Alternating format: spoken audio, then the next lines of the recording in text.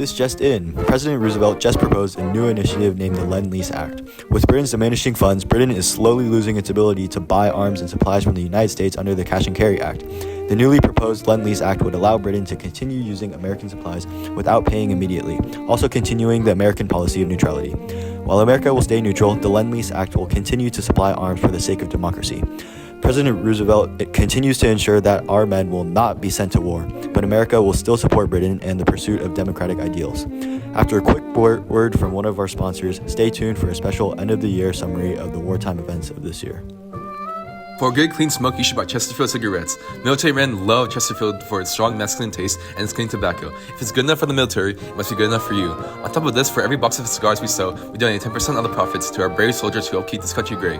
The U.S. is looking to be more and more involved in the war, so come help our soldiers as they go through a turbulent time. We would like to thank Chesterfield for supporting different radio shows, including ours. Not only do men like these cigars, but women too. The Blow Some My Way campaign helped get these women into Chesterfield cigars, and even they love it. From women to military men, Chesterfield cigars are loved by everyone in the country. If you don't like Chesterfield cigars, you don't like America. To our sponsor, Chesterfield Cigarettes. Now we'll begin our recap of 1940. Germany continues to expand this year, seeing major victories in several European states. Norway, Denmark, Luxembourg, Netherlands, and Belgium all fell to Germany's invasion this spring. The Soviets also continued their expansion, now occupying the Baltic states, which include Latvia, Lithuania, and Estonia. In more major events, France is now completely overrun by the German invasion.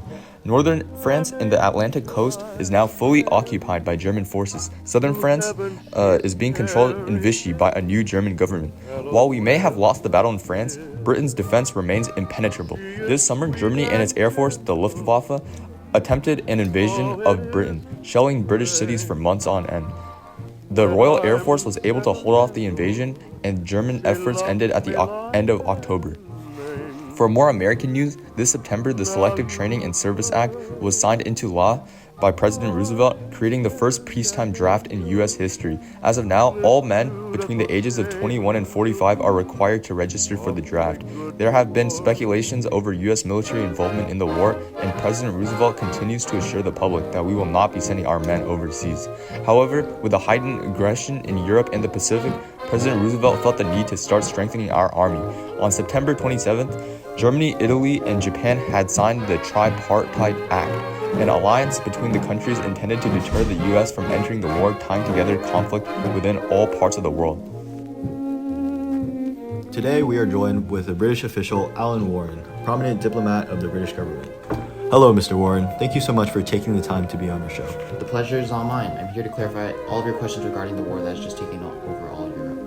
So first of all, Mr. Warren, do you agree with the Americans who believe in isolationist policies, such as Charles Lindbergh's, or Americans embodying interventionist ideals, including the Popular Front? Of course, I agree with ones who are interventionists, as quite frankly, we need all the help that we can get to defeat the Germans. Recently, with the fall of France from Nazi Germany, utilizing the Blitzkrieg advantage, our nation has been a major target for bombing, a major risk for civilians living in high-density population cities. Even though the Royal Air Force's RAF and the Fleet Air Arms FAA of the Royal Navy are holding against Germany's attempt to take control over the English Channel, we require the help of any nation willing to combat fascism. Thank you for your response. Second question. What does America have to gain in joining the war on the British side when we are so far away from Germany? I believe that the truth is that Germany is the most military powerful country of all Europe. Even if you may be fine for a short term, without your support, Germany could very well control almost all of Europe, and it would not be great for you either. Our fascist ideologies heavily combat your principles of democracy, and once they have taken over Europe, they will shed no mercy attacking your nation's views on freedom and liberty. So currently, what are your main needs that America can help you with? Quite frankly, we need more military supplies, but our treasuries are empty. Even if it wasn't for your great President Roosevelt's quick thinking with the Lend-Lease Act, we might be toast. Although our home fronts have increased production significantly with rationing within the people and our Dig for Victory campaign, our people have been major targets of the war, and it will not last. What do you think of Charles Lindbergh's comment that American soldiers shouldn't fight people who prefer some other system of life to ours? Well, I think that's very ignorant and a flawed point of view from Mr. Lindbergh, to be quite honest with you. The truth is that Nazis are not just living in a different lifestyle from ours. They are simply taking away the entire sovereignty of the countries and invading them. One cannot fully inform a good person and still trying to justify the invasion of Poland and France. The atrocity against the lesser race in trying to replace them with the dominant Aryan race includes confined space of ghettos for Jews are unacceptable. Do you believe that without free Europe, American life would be much harder for the average person? I think at this point, this is a fact. When your president states that if the Nazis would win, the America will be living at a point of a gun, that certainly says something about how your president views down in Washington, D.C. On top of this, with the Selective Training and Service Act, your president clearly understands that even if they need a capable military to feel safe from the Nazi threat. That's all the questions for now, but thank you so much for your time. The pleasure is all mine. Ever feel like your money is just sitting in the bank not utilized for their full purpose? Well, say no more. War bonds can serve your country by saving your money for national investment. As the enlistment rises and full participation in the military increases, demand for supplies and equipment is at an all-time high. With thrift stamps at a cheap low price of a quarter, the money can be put into military supplies and food. We must stand up in defense against the fascism and combat it with our democracy. Every penny counts, America needs you. Buy your war bonds today.